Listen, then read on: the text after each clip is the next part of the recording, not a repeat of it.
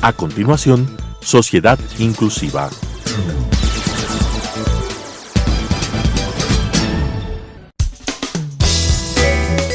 Clasificación A. Apto para todo público.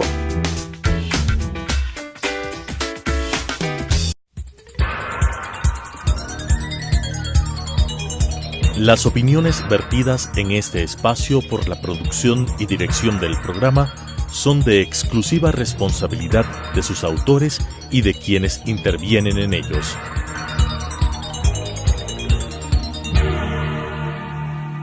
Telesucesos Canal 29 UHF presenta Sociedad Inclusiva, generando entornos accesibles para todas las personas a través de consejos, casos reales y herramientas que nos permitan eliminar las barreras en la sociedad y nos ayuden a desarrollar la salud emocional en nuestra comunidad, con la conducción de Gabriela Villagómez.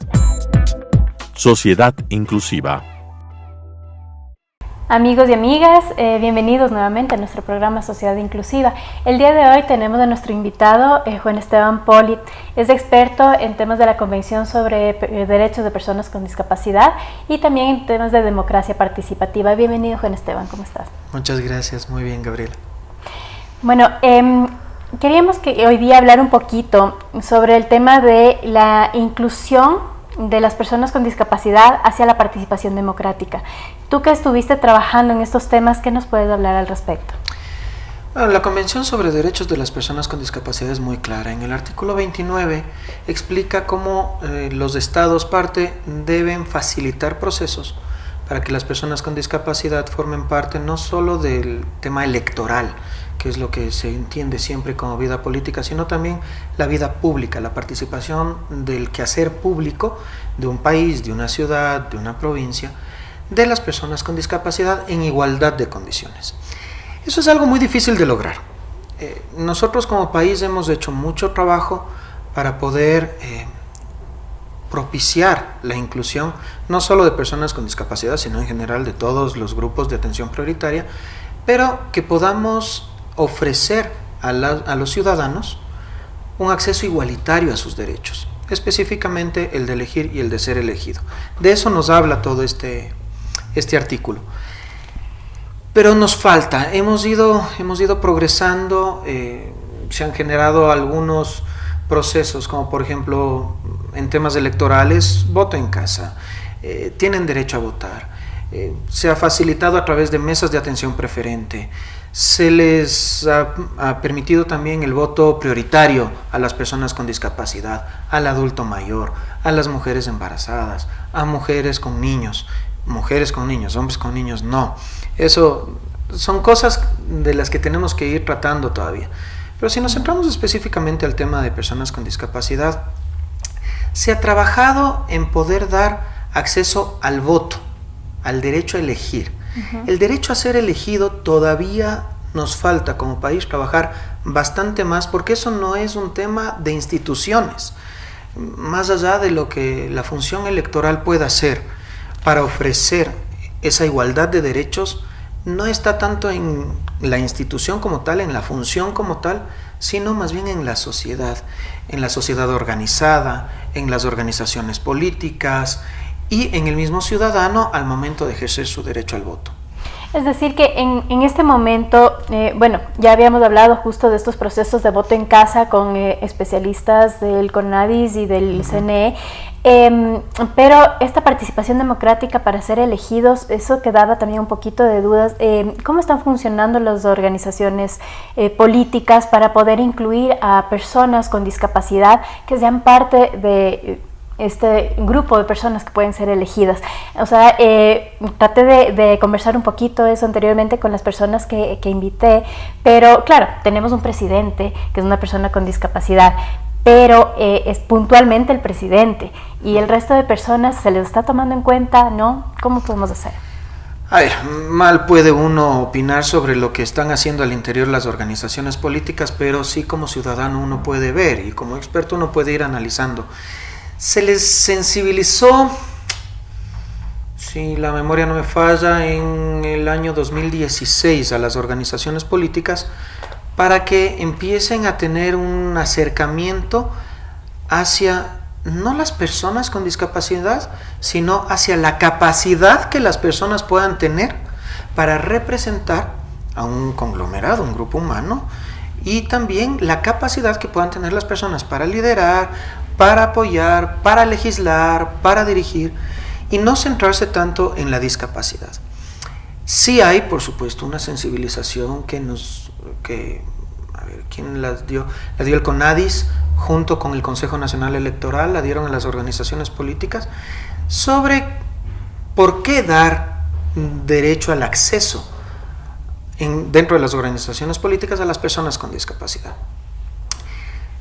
Gustó, se sintieron que estaban recibiendo algo nuevo, quisieron profundizar. Tengo entendido que esa profundización vendrá en los siguientes procesos, pero lo primero fue hacer que entiendan que las personas con discapacidad que tienen liderazgo están representando a conglomerados humanos, por lo tanto tienen su derecho adquirido a formar parte de las organizaciones políticas. Ese es un primer paso. Luego tendrán que ir accediendo a niveles directivos, luego a ser candidatos, porque hablar de ley de cuotas... Sí. En este momento no tenemos entonces muchas personas que estén en una posición de dirección como para ya formar parte de los líderes que encabezan estos partidos o movimientos. No, es muy poco. Existen, sí, por supuesto, no solo el presidente. Hemos tenido asambleístas, hemos tenido concejales, ministros. Sí, también han existido ministros de Estado, existen pues ministros de Estado con discapacidad, pero a nivel de organización política es muy pequeño todavía. Sí están como técnicos, están como personal de apoyo, pero no porque se considere su capacidad, sino casi siempre por una imagen, o sea, por verse bien, por decir que están haciendo. Yo creo que hay una buena intención de fondo, sí, que las organizaciones políticas tienen la buena intención de fondo de integrar a todos los que estén representando a los conglomerados humanos, pero todavía falta un poquito para entender las capacidades de las personas para dirigir, para apoyar. Ahora, dentro de las personas que sí están incluidas en todos estos procesos, se ha visto personas con discapacidad física, pero no se ha visto personas con discapacidad intelectual o discapacidad psicosocial o discapacidad auditiva, discapacidad visual, formando parte de los líderes de personas con discapacidad que representan una organización, un movimiento. Entonces, ¿qué podemos hacer para poder incluir a todo el resto de tipos de discapacidad también? O sea, claro, uno piensa tal vez allí en mi sociedad, bueno, si es que una persona con discapacidad física, claro, la limitación que tiene es justamente esa, pero intelectualmente está muy bien. Pero bueno, el resto también tienen derecho. ¿Cómo podemos incluirlos a ellos también? A ver, la sociedad civil organizada sí tiene representantes con diferentes tipos de discapacidad, no solo física. En las organizaciones políticas es donde no los estamos viendo, no se están visibilizando por lo menos. Tal vez existan, pero no los hemos podido visibilizar. Es más fácil entender, sin necesidad de una capacitación mayor, la inclusión a personas con discapacidad física, discapacidad intelectual o la sensorial, auditiva o visual. Es un poco más compleja porque requiere que las personas sin discapacidad o que se creen sin discapacidad, porque pueden tenerla sin saber, requieren aprender cosas nuevas y se nos complica mucho. Cuando yo hacía un curso básico de lengua de señas, fue muy difícil.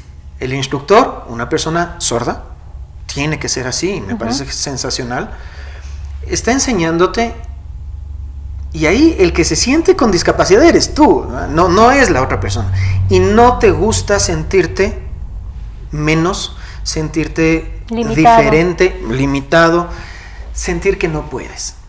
En cualquier sentido, vemos a los niños en el colegio, cuando sienten que no pueden, se frustran. Y normalmente va la psicóloga del colegio o el psicólogo del colegio y te dice, ¿sabe qué? No tiene un buen manejo de la frustración, ayúdele. Pero con un adulto, la frustración en un adulto es más difícil todavía, porque no la puedes exteriorizar como el niño. Ujú. Pero bueno, ahora esa es la limitación que personalmente tal vez pueden sentir las personas que tienen discapacidad de poder ejercer estos puestos. Pero se está trabajando eso ahorita, se está empoderando a todas las personas para decirles todas podemos ser incluidas, independientemente de qué discapacidad tengamos, ¿no es cierto? Pero las organizaciones políticas, ¿cómo pueden hacer para incluirlas? O sea, ¿cómo podemos hacer para que ellos se den cuenta de que ellos también son capaces de ocupar estos cargos? Que Gabriela, yo me estaba yendo hacia el otro lado. No es un tema de la persona con discapacidad. El problema está en la persona sin discapacidad. ¿Por qué? Porque la persona sin discapacidad no está dispuesta o tiene mucho miedo a capacitarse en cosas que son diferentes para ella. El tema de la lengua de señas. Los dedos te duelen, te terminan doliendo las manos cuando estás aprendiendo. Y cuando te habla una persona en lengua de señas, tienes que pedirle que espere, un poquito más despacio, más lento. ¿Por qué? Porque no está habituada a hablar contigo y tú tampoco con ella. Entonces, hasta que se puedan entender, es un proceso que uno tiene que tener mucha aceptación propia, y estoy hablando de la persona sin discapacidad, para poder cambiar e integrarse. Siempre vemos la inclusión desde el punto de vista de cómo yo, sin discapacidad, te integro a ti que tienes discapacidad. No estamos hablando de integración, estamos hablando de inclusión. Y la inclusión, si nos regimos a la lengua española, que es la que nos rige a nosotros, es generar un nexo, una amistad entre personas. Y la amistad solo se genera cuando hay empatía. Entonces, si tú entiendes lo que ha vivido la otra persona y la otra persona entiende lo que tú has vivido, podemos empezar a tener un diálogo más fluido y empezar a entender, ahora sí, las capacidades de cada uno. Y eso es lo que tienen que hacer las organizaciones políticas. Entender las capacidades que tiene una persona con discapacidad, olvidándose de esa etiqueta. ¿Cómo le llamo? ¿Le llamo persona con discapacidad física? ¿Le llamo persona con discapacidad intelectual? No, llámele por el nombre, que es la mejor manera de tratar a cualquier persona, y empiece a conocer a esa persona para saber cuál es su capacidad, cómo puede aportar a la organización política, cómo puede apoyar, ya sea en un gobierno local, en un gobierno nacional, en una asamblea, en una legislatura, etc. Y el rato en que tú entiendes eso, puedes empezar a tener personas con discapacidad dirigiendo las organizaciones políticas, representando a su conglomerado, que también representan, y además rindiéndoles cuenta, que eso es lo más importante. No solo yo te represento, sino que yo regreso y te rindo cuentas de lo que he hecho con esa representación que tú me diste a mí. Ahora, dentro de toda la normativa, estábamos hablando de la ley de cuotas. Dentro de las organizaciones políticas se maneja al igual que en las instituciones. Tengo que tener un porcentaje de personas con discapacidad que participen en la organización política. ¿Se está dando esto? No. Eso no existe. ¿No existe? O sea, ¿no es que tienen que tener un porcentaje o no lo están haciendo? No se ha regulado todavía, no se ha hecho el análisis de cómo está el trabajo al interior de las organizaciones políticas con respecto al cumplimiento del 4% y ese tipo de normas, porque cambiaron hace muy poco tiempo en una organización política. Hablar de menos de 10 años de vida es muy poco tiempo. Entonces no se ha podido profundizar en el trabajo que están haciendo para saber si están cumpliendo con tener el personal y si ese personal tiene acceso al crecimiento profesional, menos aún el tema electoral. Pero la ley de cuotas como tal, si bien era necesaria en un inicio y sigue siendo necesaria hasta que la gente pueda cambiar su mentalidad, en el tema electoral puede generar ciertos problemas de fondo que no van a aportar a la sociedad. Ya hay incluso hay grupos feministas que no concuerdan conmigo en que este tema de que haya paridad no es correcto. ¿Por qué? Porque impidió, por ejemplo, que existan organizaciones políticas solo de mujeres como había antes. Y la paridad funcionaría muy bien si es que la votación fuera en lista cerrada. Pero al ser en lista abierta, lastimosamente, la gente opta por quién vota, y se ha visto, la estadística lo puede marcar y se puede ver, la página web del CNE tiene publicadas estadísticas, que en las mesas femeninas la votación mayoritaria es hacia el hombre y no hacia la mujer. Entonces, no se puede cumplir la paridad en los estamentos públicos por la misma sociedad. Entonces, si vamos con la ley de cuotas, va a ser complicado, porque entonces vamos a poner una cuota para discapacidad, luego tendremos otra que para poner género, otra exacto, para... o para etnia y nacionalidad. Entonces empecemos a poner también cuotas etarias, entonces tienen que haber tantos jóvenes, tantos de edad adulta media, ya deja de ser una elección, sino que, oiga, tiene que votar por estos porque no hay otros. Entonces eso ya no es un proceso que se pueda manejar bien. ¿Y cómo podemos hacer para que sí sean incluidos, pero que sea una inclusión que no digan, bueno, tiene que estar la persona con discapacidad ahí, sino que busquen la capacidad de las personas y ya no existe esta discriminación? ¿Por qué? Porque justamente es lo que estamos hablando, en las organizaciones políticas no existe una persona con discapacidad intelectual visible que esté ahí ejerciendo algún cargo o alguna cosa. Entonces, ¿cómo podemos hacer para apoyar a que sean visibilizados, que vean dentro de las organizaciones que sí son capaces, pero que no entremos de este tipo de ley de cuotas? Bueno, primero hay que entender que la discapacidad intelectual y la psicosocial es más difícil su tratamiento. Hay incluso quienes sostienen que ellos no deberían tener derecho al voto, sobre todo quienes están en interdicción. ¿Por qué? Porque el interdicto legalmente no está siendo responsable por sus actos, sino que tiene una persona que se hace responsable por esos actos. Entonces, ¿cómo se le va a dar el derecho al voto?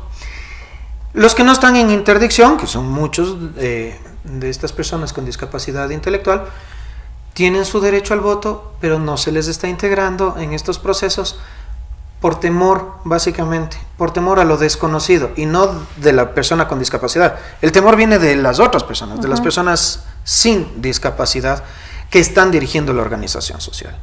Yo creo que la única manera en la que vamos a poder evitar que esto siga sucediendo es cuando rompamos las etiquetas.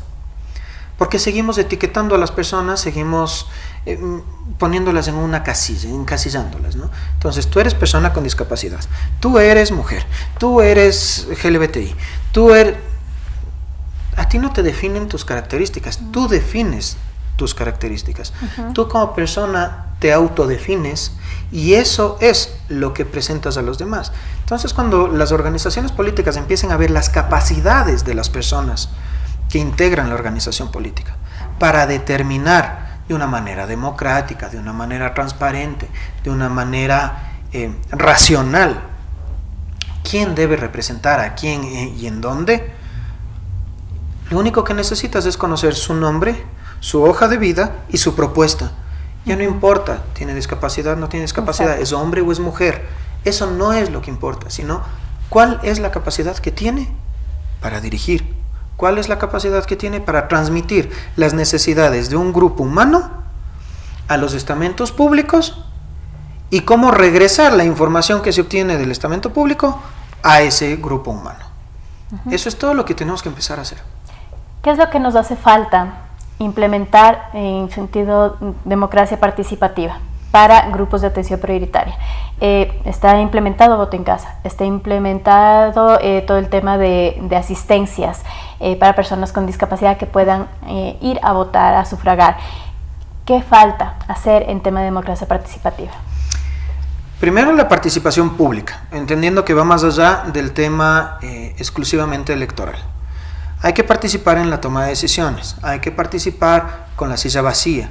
La organización civil, valga la redundancia, organizada, o sea, las personas, los grupos civiles organizados de personas con discapacidad tienen que empezar a empoderarse de lo que ellos conocen. No toda fundación, organización, etcétera, está destinada para todo lo público. Pero si tú conoces, por ejemplo, hay una organización de personas con discapacidad en el tema deportivo, y conoces que va a haber una reunión a nivel local de tu municipio, solicitar el uso de la silla vacía para poder intervenir. Aprovechar todos estos mecanismos de participación democrática. Utilizar las instalaciones que hay en tu municipio, en tu cantón. Si no están adecuadas, bueno, tienes que expresarlo a través de una carta, a través de oficios que se entreguen. Empieza a participar. Lo que sí hay que dejar un poco de lado es el tema de que sea lo público lo que te atiende a ti, para tú más bien empezar a exigir a lo público, pero también entendiendo que tienes tú ciertos deberes, no solo derechos. Entonces las personas con discapacidad lo tienen bastante más claro, esto se ha venido trabajando ya muchos años, y lo que necesitamos es que empiecen a integrar la toma de decisión. Ya estamos bastante bien no incluidos, pero estamos bastante bien ya mimetizados entre nosotros, ya somos una sociedad, ya conocemos bastante bien que la discapacidad no es algo que debe asustarnos en la convivencia. Ahora, la discapacidad es algo que tampoco debe asustarnos en el desarrollo del día a día y en el desarrollo de la política. Discapacidad me refiero a todo. Las personas que usan lentes tienen una discapacidad. Sí, no es alta, no les impide desarrollarse, sí, de acuerdo, pero es una discapacidad. Si es que eso fuera mayor, ya pasas a tener cierto nivel de discapacidad que te va a afectar en el día a día.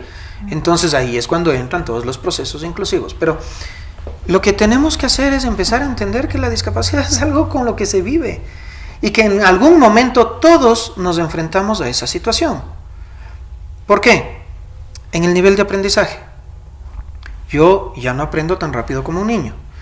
Entonces, cuando tengo un grupo de personas con discapacidad auditiva que está hablando en lengua de señas, el que se va a enfrentar con una barrera social soy yo, no son ellos.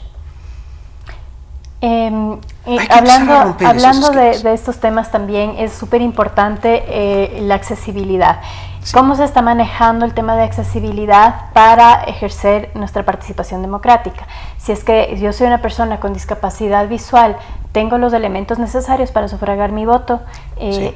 Si soy una persona con discapacidad auditiva, ¿tengo los elementos necesarios? Si soy una persona que tengo amputados mis brazos, ¿tengo los elementos necesarios? Entonces, ¿cómo vamos en comparación incluso de otros países para tener este acceso a poder ejercer mi derecho democrático, digamos, del voto, ya en el momento de las elecciones? Orgullosamente los ecuatorianos podemos decir que eso tenemos muy avanzado. Somos de los países más avanzados en el tema de inclusión de personas con discapacidad a los procesos electorales, que no es lo mismo que participativos y democráticos, pero sí a los electorales. Si soy una persona con discapacidad visual, tengo dos mecanismos.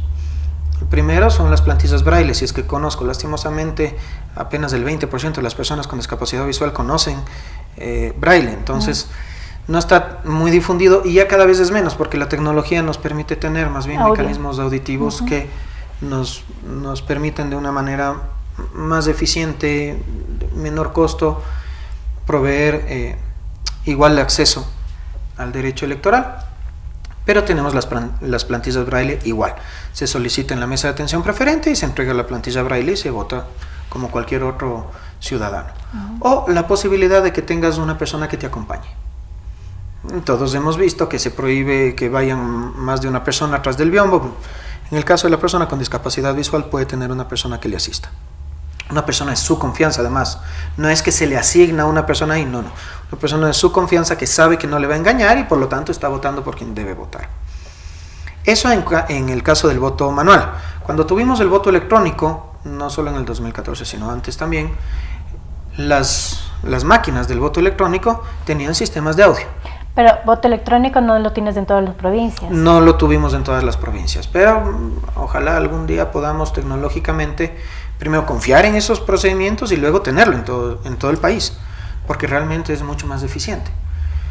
Pero ahí tenías también un sistema auditivo, entonces llegaba la persona, se pone los audífonos que están conectados a la máquina y empieza a seleccionar y la máquina le va diciendo usted selecciona esto, usted selecciona lo de acá, y terminas haciendo una votación efectiva.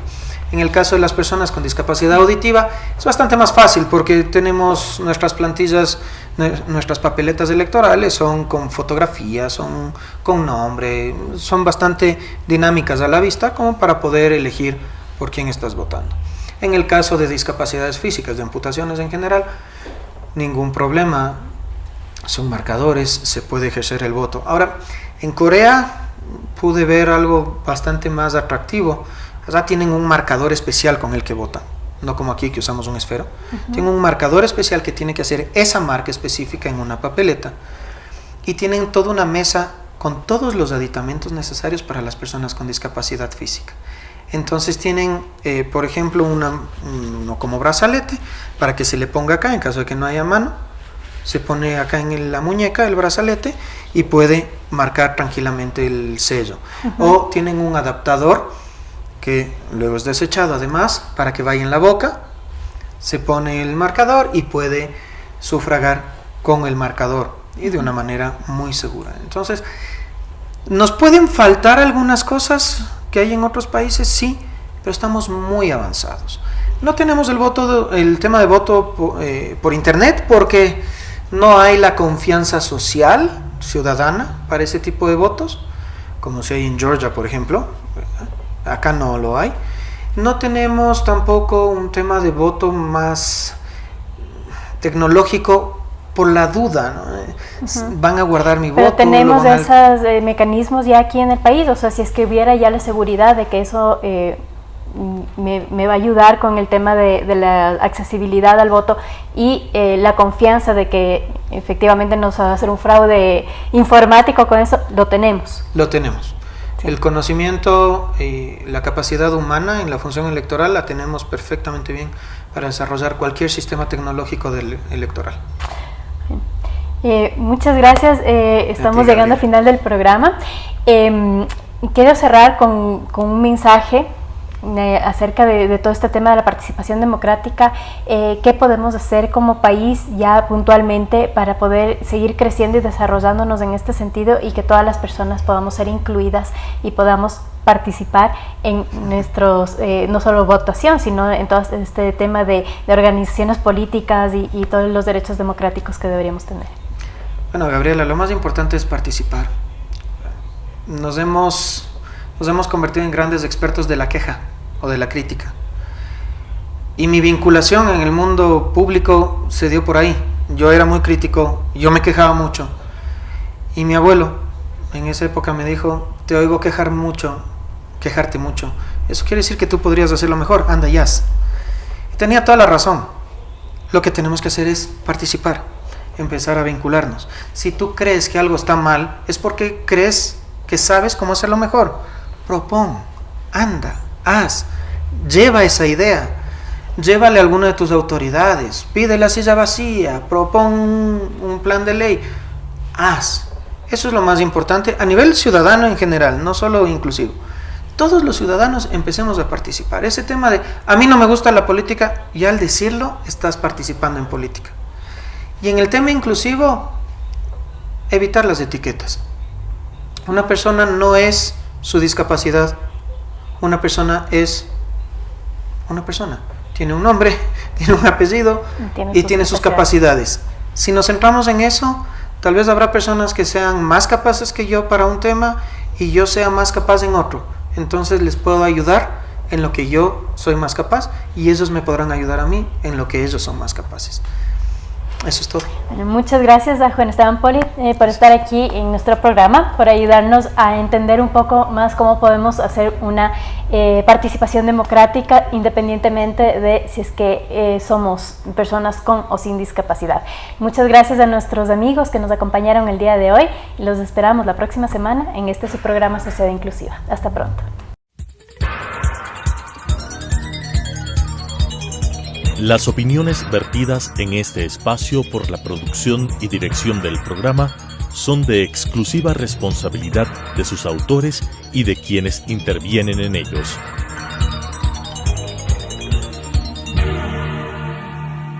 Telesucesos Canal 29 UHF presentó Sociedad Inclusiva, generando entornos accesibles para todas las personas a través de consejos, casos reales y herramientas que nos permitan eliminar las barreras en la sociedad y nos ayuden a desarrollar la salud emocional en nuestra comunidad, con la conducción de Gabriela Villagómez. Sociedad Inclusiva.